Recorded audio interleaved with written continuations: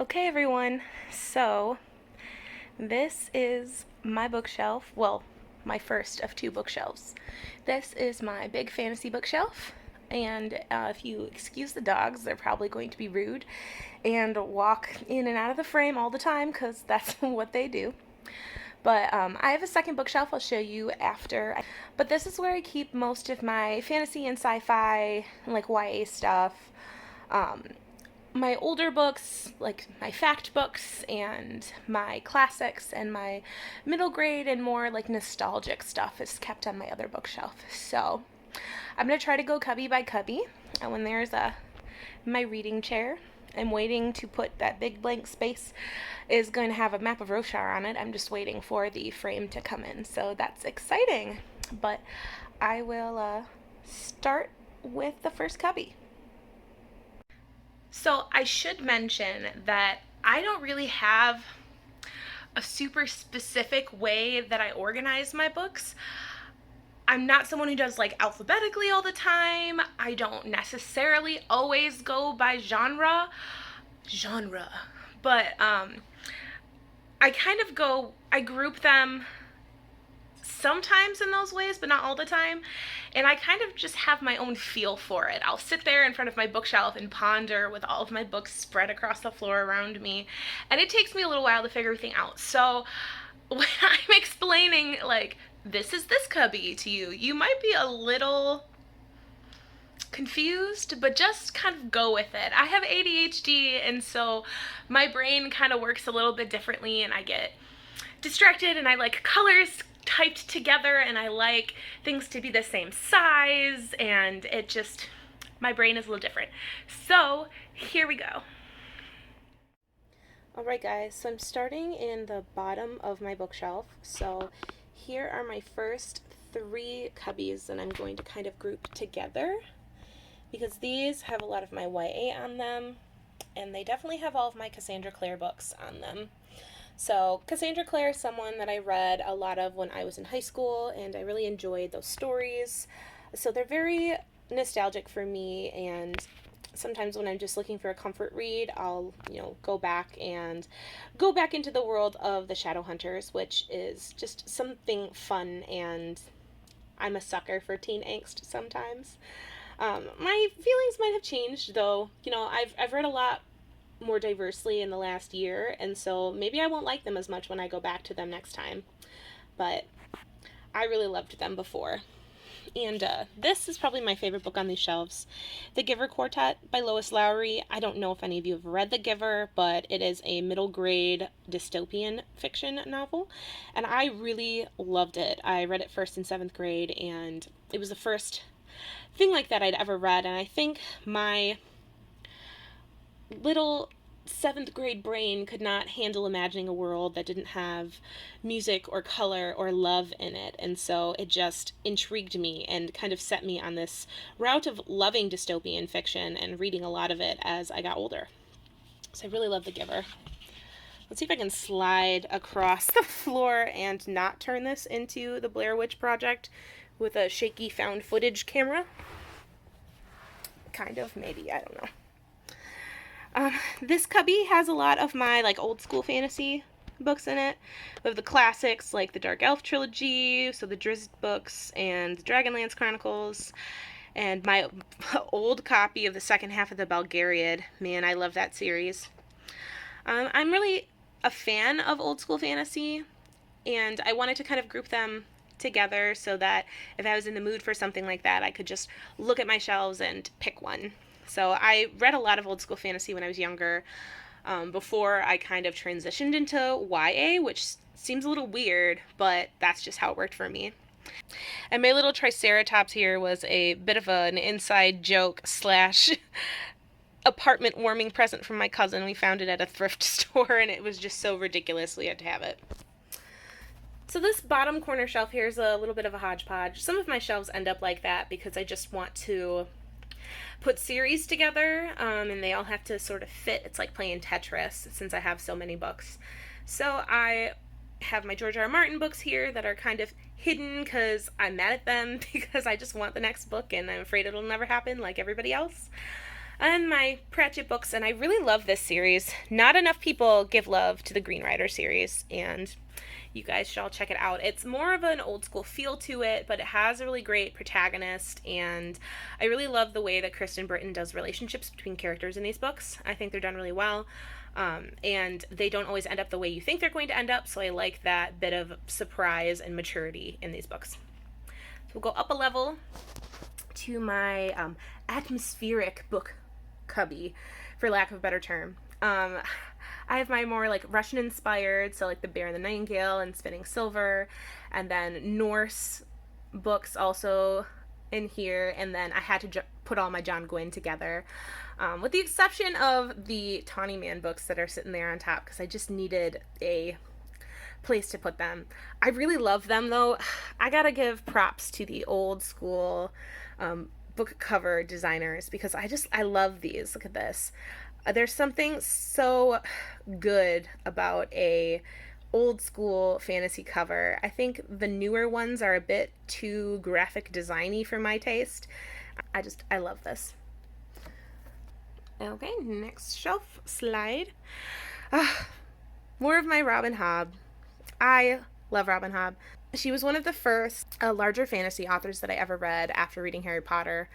And I read the Farseer trilogy when I was really young. I actually, these up here are my actual copies that I read back when I was in high school. I love them so much. This copy of Royal Assassin has been thrown across the room because a certain character made me so angry. I could not help it. I'm usually not violent when I read, but if you've read Royal Assassin, you know what I mean. So I love the aesthetics of this series together, and I had to put my Night Angel trilogy in here, and I just felt like these all kind of looked nice together. I love this copy. It's the 10th anniversary edition of the trilogy. It has like the shiny black on the mat, and then if I were to take it out, you'd see that it has these beautiful black sprayed edges, and I love that copy.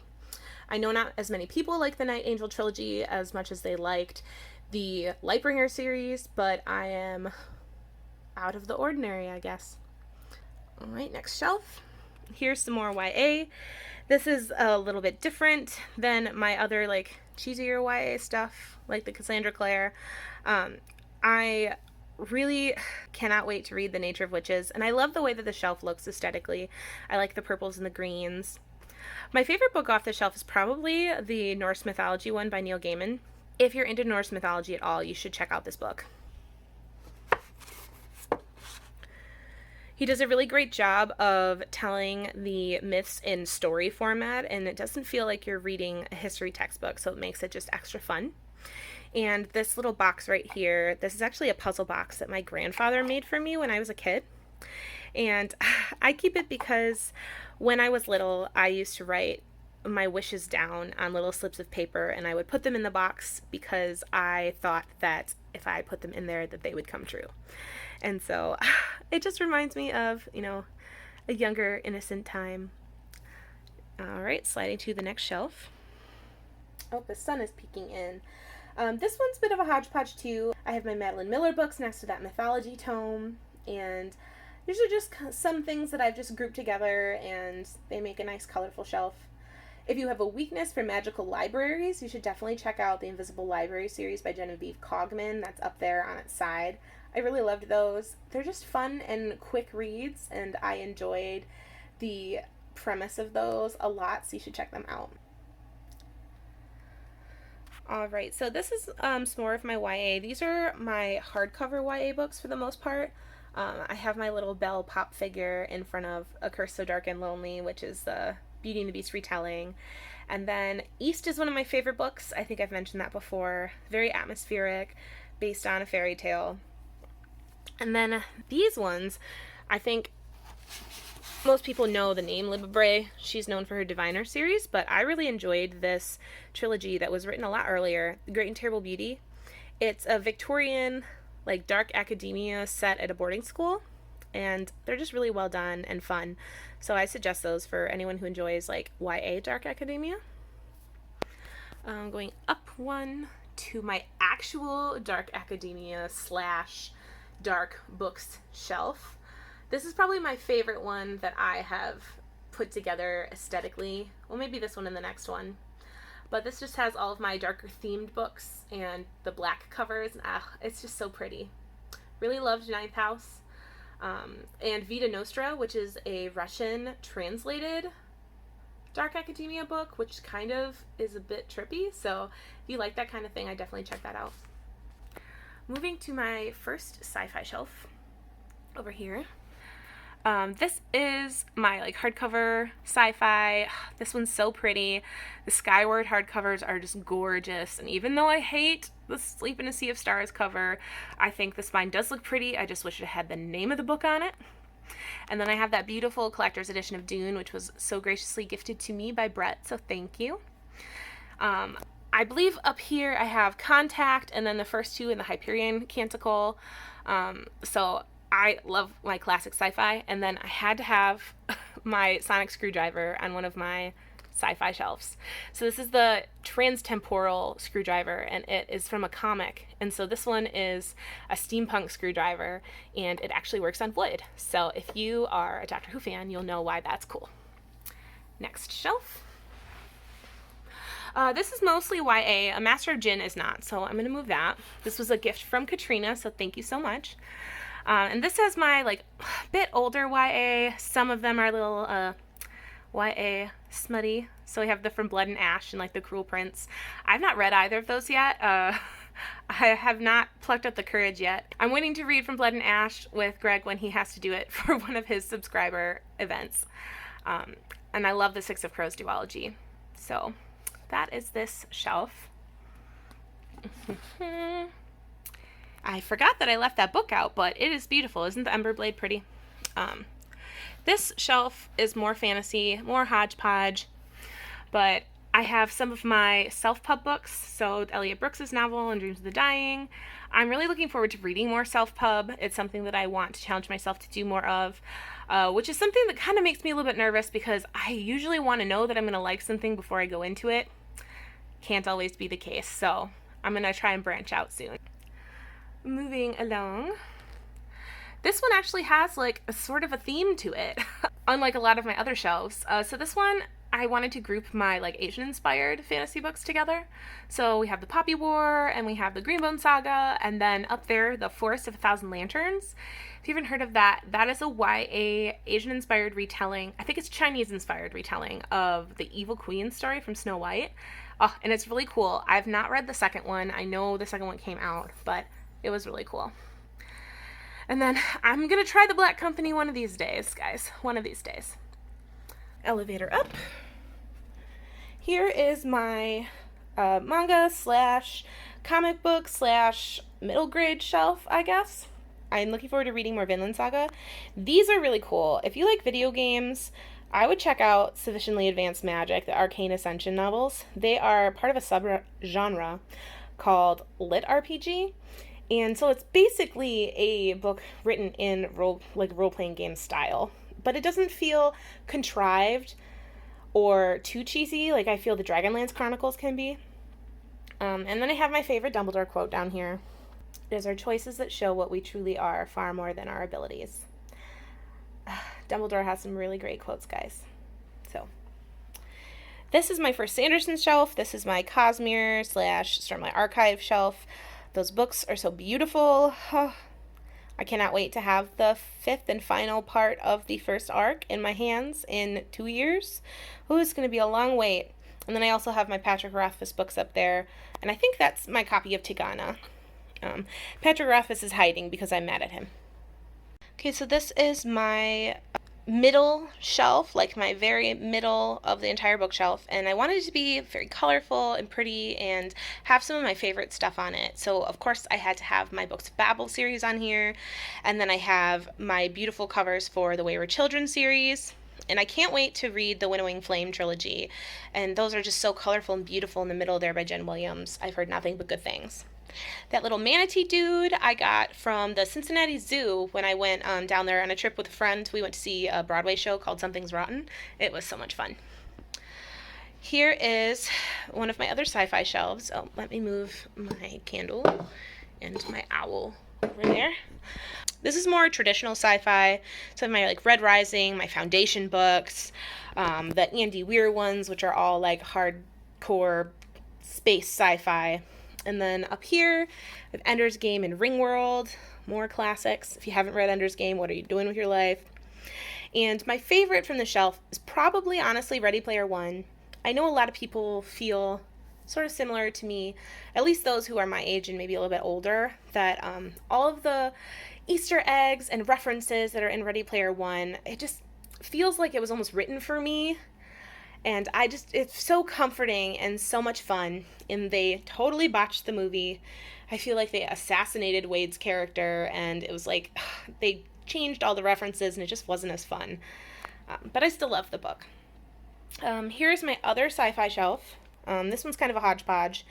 I have my Jeff Vandermeer Southern Reach trilogy, which I highly recommend if you want something that's, trippy, a little bit of an acid trip of a sci-fi series. Definitely check that out. And then, of course, my Witcher book, which doesn't really belong.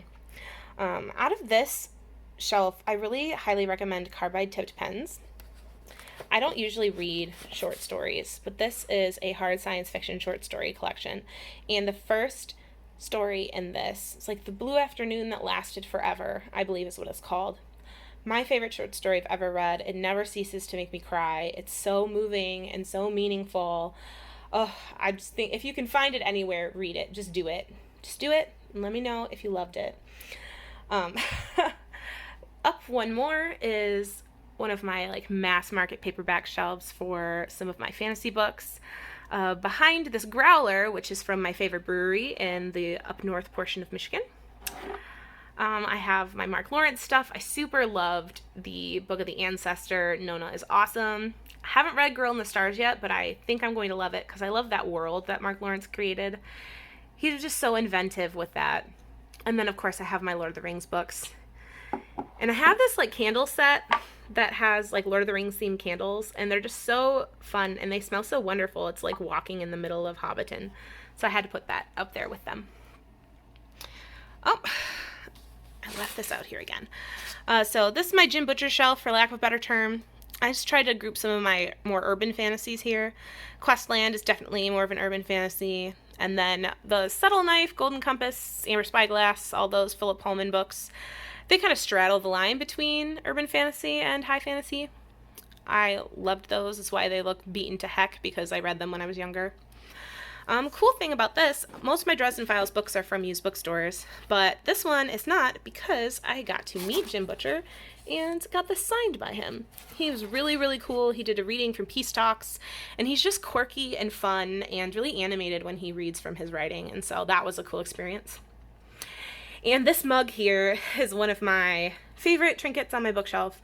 This was from my trip down Route 66. My best friend Allie and I took a 2.5-week long road trip where we drove all the way from Kalamazoo, Michigan, through Chicago and down all of Route 66 to LA.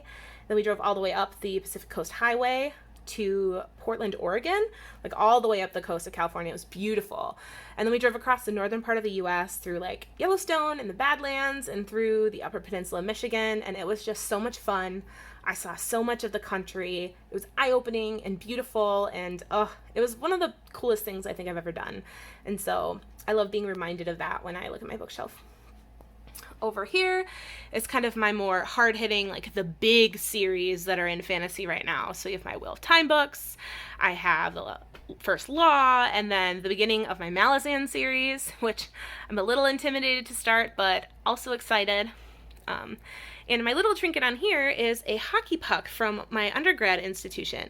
I used to go to hockey games with my friends, and Western is known to have very, very rowdy and slightly rude hockey fans, but it was so much fun. This actually got hit up over the glass, and so I got to steal it from the stands and kept it. So this just has lots of good college memories.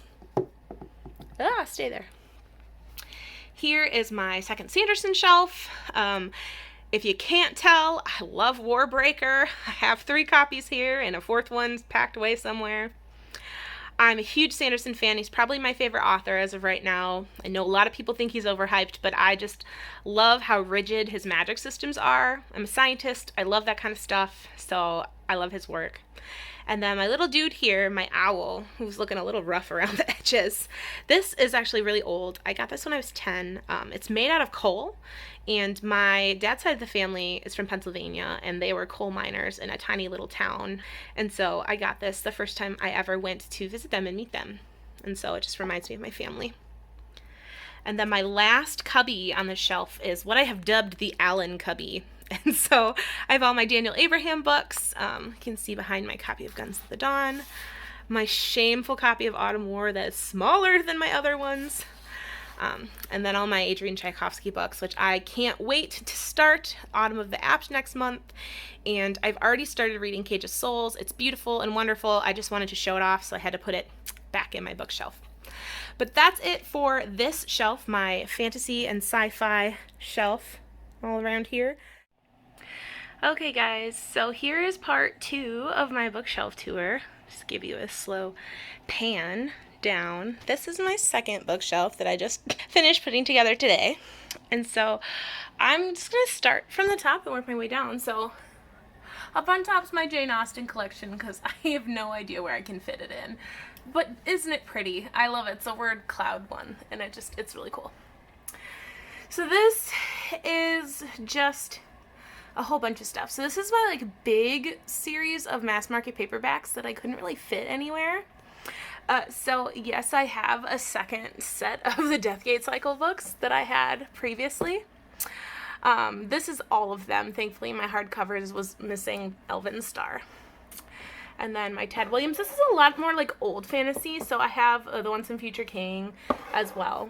And then a whole bunch of Wheel of Time books that I've collected from used bookstores.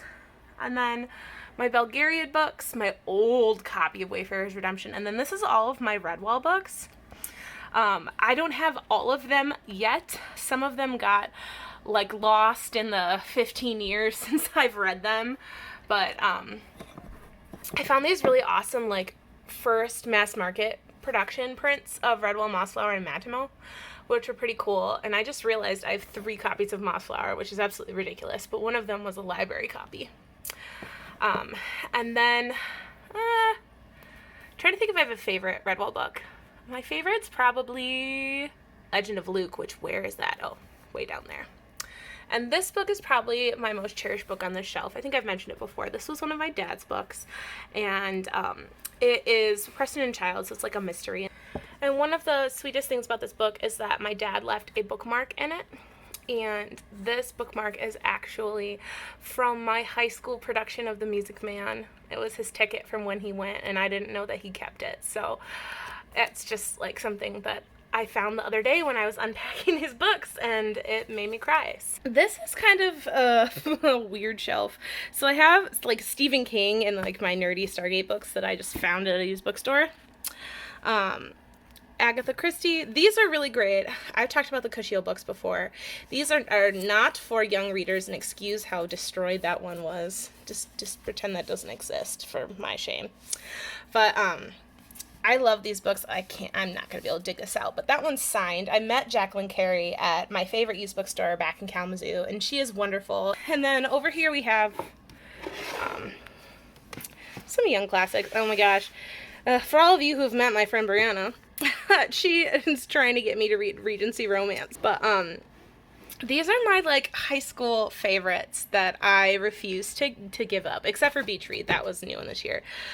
For all of you girls who read Sarah Dessen when you were in high school, I love them. They're just fun for when you want to believe in love again and want some easy thing. And then of course this one, Dreamland, her one book that's sad about an abusive relationship. The main girl's name is Caitlin, and it's spelled like mine. And it's the only book that has a person with their name spelled like mine. And it had to be depressing as hell. Okay, I don't know if any of you have ever read the Mediator series, but this is written by Meg Cabot, who was the woman who wrote the Princess Diaries books. But this is about a girl named Suze who is a medium, and she can talk to ghosts. And there's the ghost of a hot guy named Jesse, who lives in the house that she just moved into with her family. And she has to like solve all these mysteries and stuff in the city that she lives in. And I loved this when I was younger, and one of my really close friends, the one I went on the road trip with, she also loved these books. And so in the story, there is a mission, like a Catholic mission, that actually exists in Carmel by the Sea, California. And we drove through Carmel, and we actually went to the mission together and took a picture and put it on Twitter for Meg Cabot to see, and it was really cool. So that was my fun story with these books. And then Tamara Pierce, this is the Wild Magic series, and that was just like my favorite when I was a kid. So those are like my kid / middle school phase books that I like really loved. And then the next shelf down is going to be my classics shelf. I'm going to just like pan across it here for you. I've got all my poetry and sonnets right there. I really, really love dystopian novels, and so I have some of my collection of dystopian novels are here. I have no idea where my copy of 1984 went, but I have like your stereotypical ones, Fahrenheit 451, Brave New World, whatever. This is the Chrysalids, the one that I keep telling everyone to read. And this book is amazing. And then this one is also less well known. This is Yevgeny Zamyatin. It's called We. This is a trip of a book to read. And so if you're interested in dystopian fiction and you have not heard of this book, you should read it because it's really good and it's really weird and it's very dystopian. We move into Russian literature, and then Flowers for Algernon is another amazing classic. If you have not read it, I don't think it's classified as a classic, but I consider it a classic because it is amazing and will make you cry. Then we get to our big hitters, Count of Monte Cristo. I'm starting read along next month. If you are interested, come and join us on Allie's Discord. I will post it down below. It's called Atlantis, and her channel is Kisty Reads, so I will have that down below. And then I'm also reading Les Mis. Thank you, Potato Brarian, for getting me involved in that read along. I have a lot of Shakespeare and like classical stories like Tale of Two Cities and all this sorts of stuff. Wuthering Heights. Oh, there's Animal Farm. I just had to fit crap in here, guys. And Moby Dick is banished to the corner because I absolutely hate that book and I could not get through more than 50 pages. One cool book about this shelf, and this might seem like it's not a cool thing, Connecticut Yankee, King Arthur's Court. Little story. I went on a date with a guy, and he brought me a book on our first date. And while it did not work out with said guy, I thought it was the coolest thing in the world that he brought a book for me on our first date. So gentlemen, remember that if you meet a girl who reads, that will stick with her for a really long time. Next shelf is my fact book shelf. Thank you very much, Gregory LeBurge. And I have all sorts of stuff on this shelf. A lot of it pertains to medicine and science, and then my political stuff is like right up in here. If you haven't read this, you should read this book. This book is amazing. Immortal Life of Henrietta Lacks. Talks about the HeLa cells that were the first immortal cell line and how she and her family were not compensated or given any credit or anything for this. All these scientific discoveries were created using her cells, and they never had consent from her. It's just one of the black marks on science that will never go away and that everyone should learn from. My favorite book on the shelf probably is this, When Breath Becomes Air by Paul Kalanithi. This is a memoir of this gentleman who was a physician. He was a neurosurgeon, I believe. And when he was finishing out his residency, he was diagnosed with cancer. And it's about how he coped with his career and him losing his ability to be a doctor, which is just a nightmare for someone like me and any other practitioner or person who has anything that they love that they wouldn't be able to do if they got sick. Like, let's be honest. And at the end of the book, his wife writes this epilogue, and I read this on a train, and I was sobbing. Like, people thought there was something wrong with me. I was crying that hard by the end of this book. So, warning, but also, this is one of the best books I've ever read, and it deserves all the praise that it gets. Down here is more, kind of like a hodgepodge again. I'd say this is more like just regular like fiction, and I have a lot of mysteries down here. So here's my pretty copy of The Great Gatsby that didn't fit anywhere else. But here's a bunch of the like mysteries I love. Ton of French stuff. Carol Goodman's great too. No one talks about her. Burial Rites is one that I'm super excited to get to, about the last woman who was executed in, I believe it's Iceland. Is it Iceland? Yes, Iceland. Oh gosh. And then I have the super ugly copy of On Earth We're Briefly Gorgeous, and I wish I had the copy you had. And then over here, just a couple of my nerdy autobiographies that I love. And then these are fun. So these have a story behind them. This I got at a used bookstore. I was talking to the owners, and I was telling them about my trip I was going to take, and they recommended me get this book. And my friend Allie and I used this the entire road trip. Like, this was we called it our Bible. And so this is well used and well loved, and I just keep it for the memories. I probably will never use it again, but it was just so much fun. And then while I was on that trip, I got this really cool book at Devil's Tower National Park, actually. And this has just lists of the top 10 parks to go to for anything you could possibly want. For hiking, like easy to difficult hikes, for skiing, for climbing, whatever you want. There's lists in here, which is really cool. I loved it. And then the bottom shelf is my Harry Potter shelf. So everybody has to have a Harry Potter shelf. And yeah, unfortunately, I have the Cursed Child, but I also have, like, my special copy of the 7th book that, as a first edition, my best friend's sister picked it up for me in London when it came out, and it's one of my, like, prized possessions. I know it's just a book, but still. And, my manga that I have, I don't have very much, but I don't know, I can't get rid of it quite yet because it just brings back memories. And over here, very last little corner of my Harry Potter shelf, are my kids' books that I really loved when I was younger. The Misty of Chincoteague books, I Was a Horse Girl. Wrinkle in Time, that whole series by Madeline O'Langle is great. I really loved Many Waters. If any of you have read those, like, that was my favorite. Acceptable Time is also in there too. I loved that this involved Stonehenge, but out of all these books, this is probably my favorite book other than Harry Potter that I read as a kid. If any of you have read The Westing Game, you'll know what I'm talking about, but it's just so fun. It's like a mystery. It's almost like Clue. This eccentric man dies, and in his will, he writes that he wants to bring all of these people together. And so all of these people get invited to this hotel to stay there and live there, and they have to solve this game. And whoever solves this game, whoever figures out who killed him and what happened, like, they get his inheritance and everything. And it's so much fun, and I love this book. And even if you're an adult, I recommend reading it because it's just so much fun. I think I read it last year, and it was still really, really fun, even though I'd already read it and I was an adult. Like, I feel like it holds up. So guys, that was my rather long Q&A / bookshelf tour that I just gave you. And I tried my very best to make it as fast as I could, so I hope that it worked.